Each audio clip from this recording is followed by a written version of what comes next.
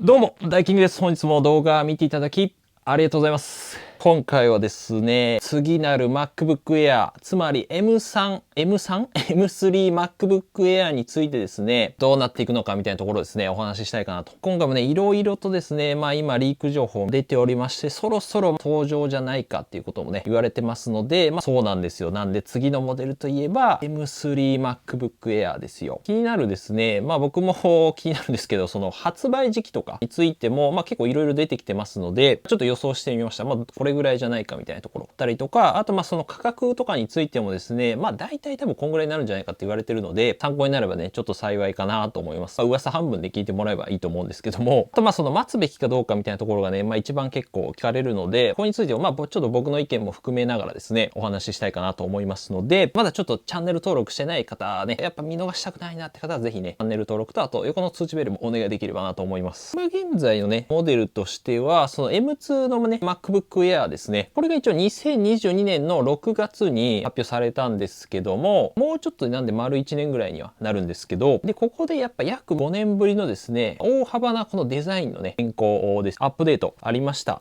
それによって、カラーバリエーションが増えたりとかですね、いろいろとこの進化がありまして、あとはそのマグセーフのね、充電が復活したりとか、基本的にやっぱデザイン、見た目の変化が、結構大きかったんですけども、僕自体もですね、今この、ここにあるんですよ。M2 の MacBook Air の、ミッドナイトっていうモデルなんですけど、使っております。正直結構ね、気に入ってますね。薄くて軽い。で、結構やっぱ外でカフェとか持ち運んで使ったりするので、このやっぱ軽さと、それでもって、結構その動画編集とかもゴリゴリ、できますので、性能と、その軽さですね。薄くて軽量とその高性能なバランスっていうのがめちゃめちゃいいなっていうところですね。そもそもやっぱその黒っぽい Mac みたいなところも、非常に久しぶり、復刻みたいな感じですよね。ほんと20年、2、30年ぶりぐらいなのが、昔その黒い Mac あったと思うんですけど、その分なんかすごい、指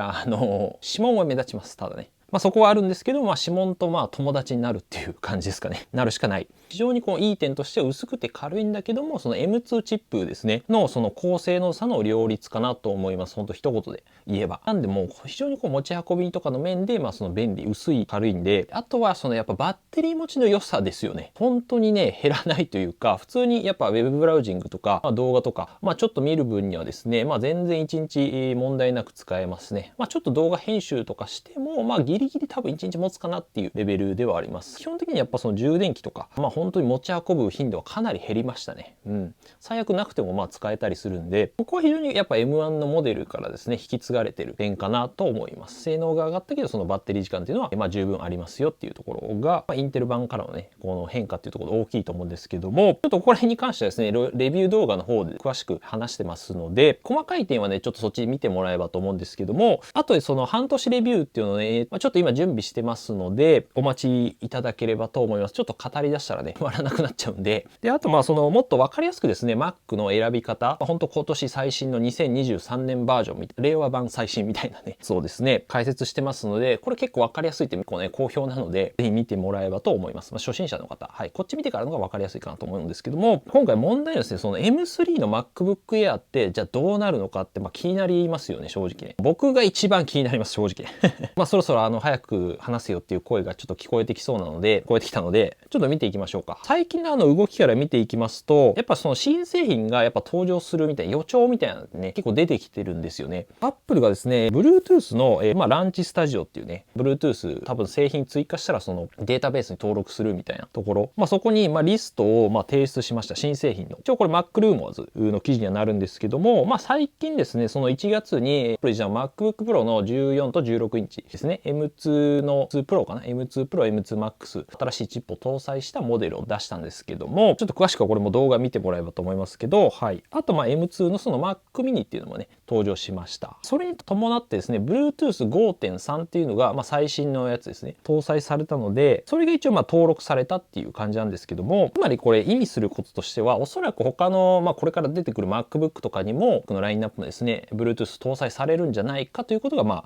わかると。またこういったやっぱ動きがあるってことは、新製品が出る結構予兆とか言われたりするんですけども、やっぱどうしてもその法律とかの関係でですね、事前に、例えばこの国で売るには、デバイスですね、こういった電子機器みたいなのを事前にこう登録してからじゃないと販売できないみたいな、法律の関係で、つまりその発表前の製品がですね、登録されるみたいなことって結構ある。で、それで、じゃあ実際、そろそろ出るんじゃないかっていうのはバレるっていうのがね、あるんですけども、例えばそのブルームバーグのですね、マーク・ガーマン記者ですね、こちらニュースレターの方で、MacBook Air がですね、大体春の後半から夏にかけて登場するんじゃないかというふうに、言ってたりとかですね、マーク・ガーマン自体はね、結構当たるというか、的中率が結構すごかったりとか、先日のその iPhone 14のイエローみたいなのも直前だったんですけど、もう出ますよみたいな、実際出たんで、だからもちろんね、絶対当たるかとは限らないんですけども、近いことには限りないんじゃないかと思います。また、ディスプレイ周りですね、ここら辺に詳しいですね、ロス・ヤング氏っていう方もいるんですけども、一応 MacBook Air の4月登場に関してですね、Twitter 上で、これリプライ返信してたんですけども、イエス、イエップみたいな風にね、これ答えてるんですよね。ここに関しては僕はちょっとどうかな、4月は早いんじゃないかっていう気はするんですけども、ただちょっと3月の発表会はおそらくなさそうなので、だいたい3月あるんですけど、ただ4月にあるんであればもしかしたら、ゼロではないかなっていう気はしてますけども、ただ現実的なところで言うと、やっぱ6月ですね、これ WWDC っていうのが、だいたい毎年ありますので、そうなんですよ。この WWDC っていうのは毎年アップルですね、6月にこの世界開発者会議、ワールドワイドディベロッパーカンファレンスです。WWDC。大体そこで、OS、新しいですね、例えば iPhone の iOS とかですね、iPadOS とか、iOS とかね、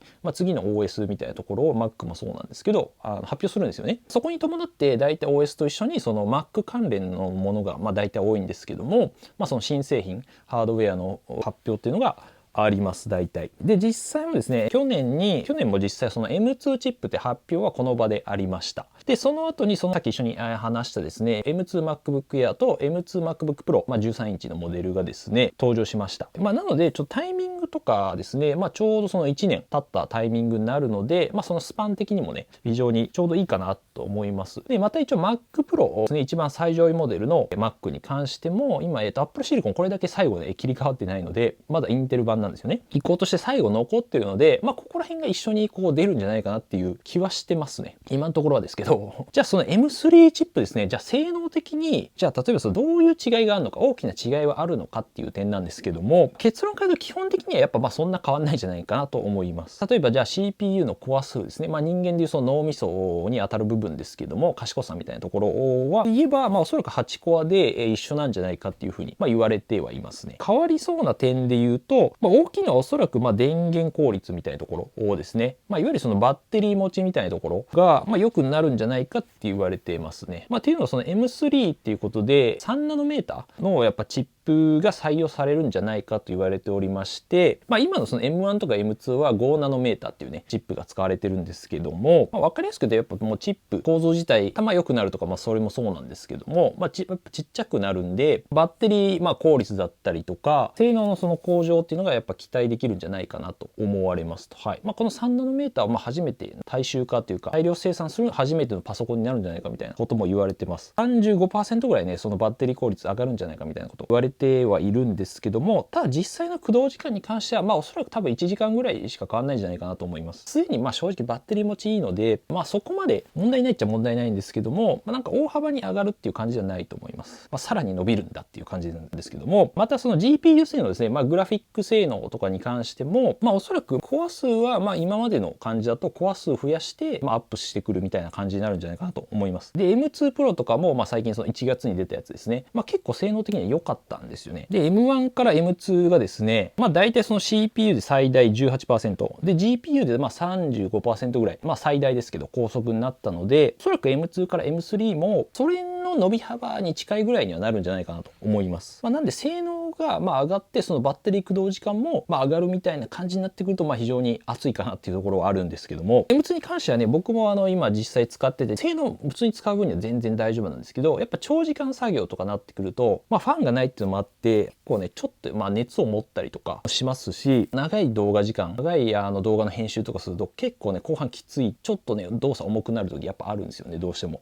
その M2 Pro とかに比比べると。なんでその M3 でぜひこの高性能になってくれると、非常に嬉しいかな。M2、プロに近いような形になってくれるとめちゃめちゃ嬉しいなと思います。それでやっぱ薄くて軽いんでね、本体が。ただじゃあ M2 からその劇的に変わるっていう感じではないと思います、正直ね。ただ今回ね、一つその大きなアップデートというか、その新製品みたいなところがありまして、MacBook Air ね、最初ね、封筒から登場したみたいな、ジョブズがピュッて出したのがね、めちゃめちゃ懐かしいんですけども、13インチなんですけど、今のサイズ以上のサイズ、つまり15インチのその登場があるんじゃないかと言われております。そしてこれはたまたまなのか、これ狙ってるのかわかんないんですけども、多分たまたまだと思うんですけど、最初のこの MacBook Air が登場、だいたい2008年に出てるんですけども、で今年が2023年になるんでちょうど15年なんですよ。これ多分たまたまですけど、15年後に15インチ出すみたいなね。わかんないですけど、ちょっと面白いかなと思いました。これは都市伝説的な感じに捉えてもらえばいいと思います。もしかしたら覚えてる方もいるかもしれないんですけど、MacBook Air もですね、以前昔サイズって2サイズあったんですよ。画面サイズ。11インチと13インチっていうサイズがあったんですよね。これ実は。この形めちゃめちゃ懐かしいですけどね、今もなんか逆にそのレトロっぽくていいんですけど、僕ね、この11インチ大学生の時確かね、頑張ってお金貯めてね、買ったんですよ。7万円ぐらいだったかな、当時。小島電機だったかな、どっかに買いに行きましたね。US キーボードだったと思います。こんな形、もしかしてちょっと現代版になって出てくるかもしれないんですけども、この15インチってやつが。この15インチのそのデザインっていうか、コンセプト画像みたいなところがですね、出てきたので、これゾーンオブテックさんっていうね、これ僕も結構見てるんですけど、ちょっと一緒に見ていきましょうかっていう感じなんですけど、で、これが一応本体のデザインになるんですけど、多分これミッドナイトなのかな。基本的には今の13インチと同じにはなると思います。デザインに関しては。本当にもうそのまま大きくしたっていう感じですよね。で、画面サイズが15インチ。で、厳密には15.6インチっていう風に言われております。で、昔あった MacBook Pro のね、15インチっていうのがあったと思うんですけど、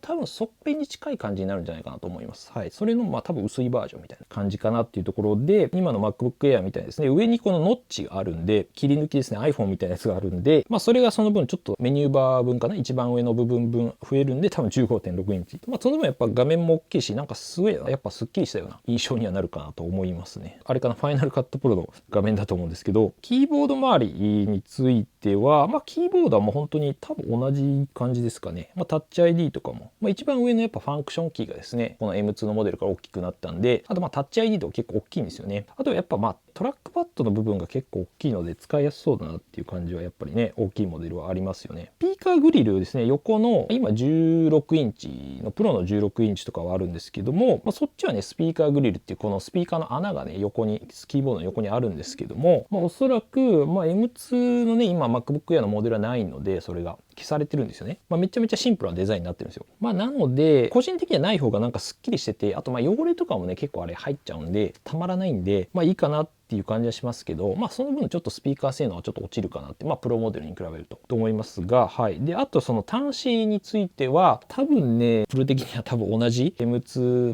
今の MacBook Air と同じ感じじゃないかなっていうことで、左側これマグセーフとサンダーボルト、多分3かな、わかんないけど、USB-C 端子、サンダーボルト対応 USB-C 端子2つっていうところですかね。薄いのはいいですけどね。で、右側に多分そのイヤホンジャックだけっていう、めちゃめちゃこのシンプルな感じではあるんですけども、おそらくそのプロモデルと、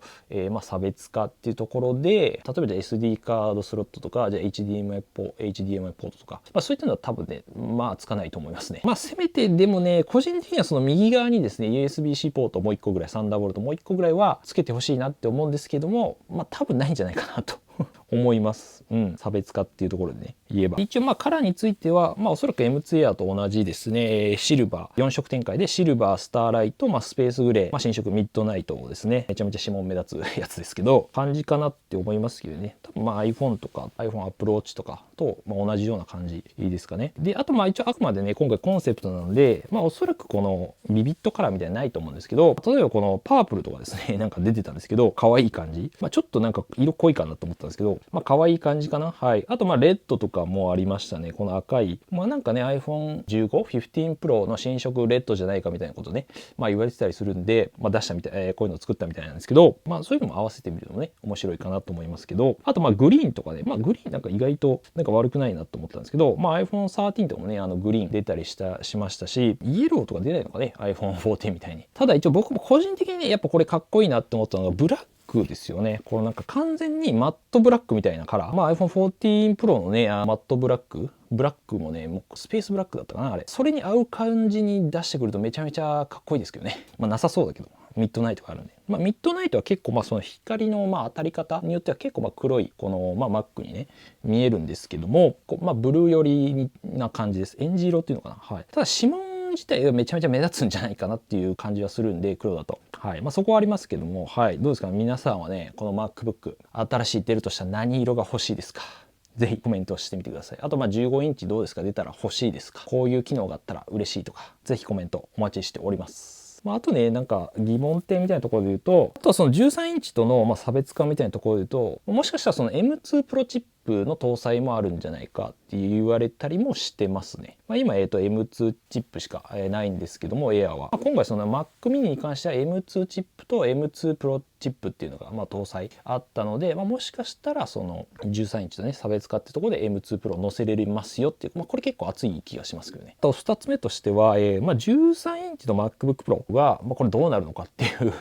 なんか変なもうプロなのにプロっていう名前なんだけども、この MacBook Air の方が実際その性能が高くなっちゃうっていうことはあるんで、そこら辺をどうしていくのか、そもそもなくしちゃうのかみたいな、ただおそらくそのまま M3 チップを搭載するんじゃないかっていう話があるんで、多分残すんじゃないかなと思いますけども、この辺がちょっと難しいところではありますね。あとですね、一応その期待できる機能みたいなところ5つ、あとその細かいところなんですけど、これと MacRumors は記事なんですけども、これ4月に発売はちょっとどうなのかって感じですけど、ロス・ヤング氏は言ってるんですけど、さっき言ったようなその15インチのディスプレイ15点、これ 15.5 って出てますね。すごいウォーキングデッドOLEDではなくて、おそらく LCD なんで、液晶ディスプレイになるだろうと話した、M2、この M2 になるかもしれないって言われてるんですけど、M3 かもしれないです。はい。あとはそのバッテリー時間ですよね。15インチになるので、やっぱ本体自体がそもそも大きいっていうのがあるので、バッテリー時間は伸びるだろうと。MacBook Air 史上最大みたいなところ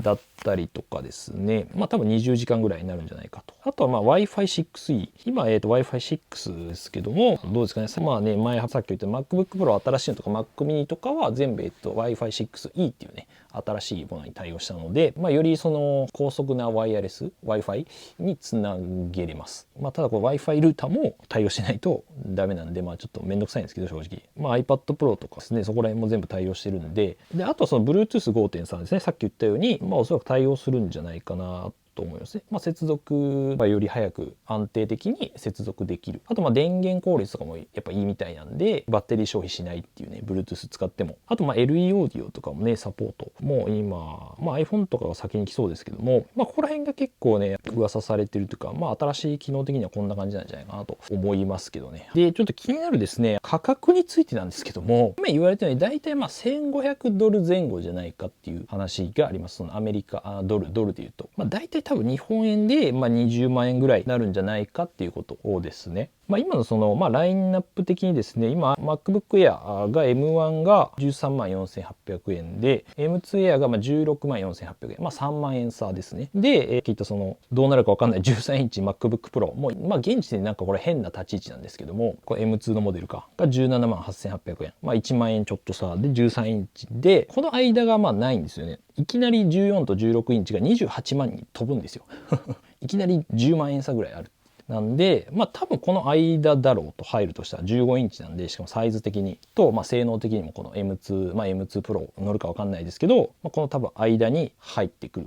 だろうと考えますと、M2 のね MacBook Pro のなんか僕記事で見たのが 512GB のモデルがだいたい20万6800円なので、多分これぐらいになるんじゃないかと思います。現実的というか、あんまりね値段上げちゃうとプロモデルに寄ってしまうので、ただ画面サイズは大きいっていうね、なんで iPhone でいう今回出た iPhone 14 Plus みたいな立ち位置になるのかなっていう気はしますけど、これぐらいが結構現実的かなと思います。多分20万20万はするんじゃないですかね。3万ぐらいの差考えるとやっぱ20万どうですかね、8000円とか8800円とかぐらいが結構現実かなと思います、価格的に。はい。問題はじゃあその待つべきかどうかみたいなところですよね。コメントでもなんかいただいたんですよ。15インチじゃ出るんだったら待った方がいいんですかとかなんですけども、 M3 結論から言うとぶっちゃけ M2 でいいかなっていうところはあります。もちろんその性能的には劇的に上がるってことはないと思いますので、特にやっぱその軽さを求める、僕は結構軽いさに重点を置いてるので、M2 MacBook Air のですね、13インチで、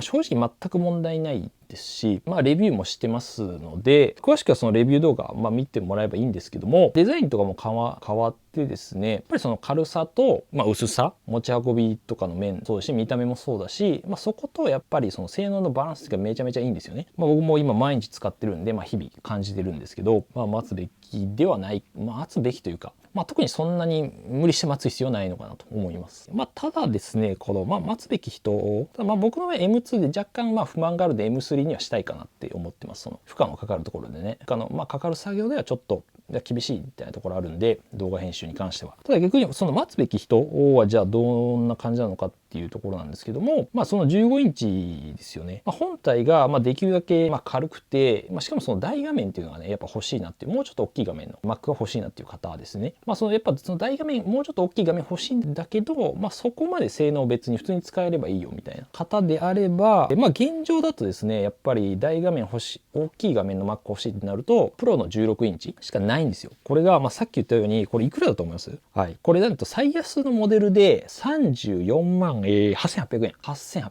35万近くするんですよ。バカ高い、これは。